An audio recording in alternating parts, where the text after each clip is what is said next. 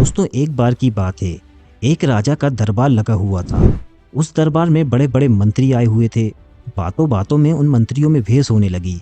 उन लोगों में इस बात को लेकर भेस होने लगी कि उन सब में सबसे बड़ा कौन है।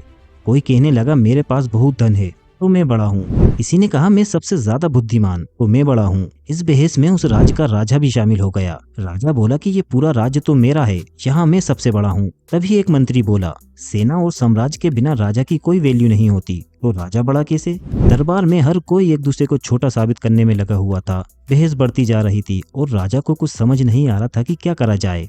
थोड़ा सोचने के बाद राजा बोला कि इस राज्य के बाहर जंगल में एक ऋषि रहते हैं जो बहुत ज्ञानी हैं। क्यों ना हम सब मिलकर उनके पास जाएं और उनसे ही पूछे कि संसार में सबसे बड़ा कौन है। राजा की बात सबको सही लगी और वो सब ऋषि के पास गए और जंगल में पहुंचकर उस राजा ने ऋषि को सारी बात बताई। पूरी बात सुनने के बाद वो ऋषि बोले आप सभी समझदार लोग हैं। मैं जो बात आपको बताऊंगा उसे जानने के बाद आप में से कोई भी दोबारा मुझसे मिलने ना आए। वो सब मान गए और बोले कि अब आप हमें बताइए कि हम सब में और इस पूरे संसार में सबसे बड़ा कौन और छोटा कौन। ऋषि ने जवाब दिया इस संसार में बड़ा वही है जो दूसरों को छोटा ना समझे। ये कहकर ऋषि अपनी तपस्या में लीन हो गए।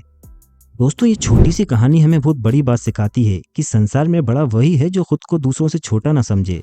अगर लाइफ में आप सच में बड़ा बनना चाहते हैं तो दूसरों को छोटा नहीं बल्कि बराबर का समझिए। इससे आप भी खुश रहेंगे और दूसरों के साथ बने आपके रिश्ते भी अच्छे रहेंगे।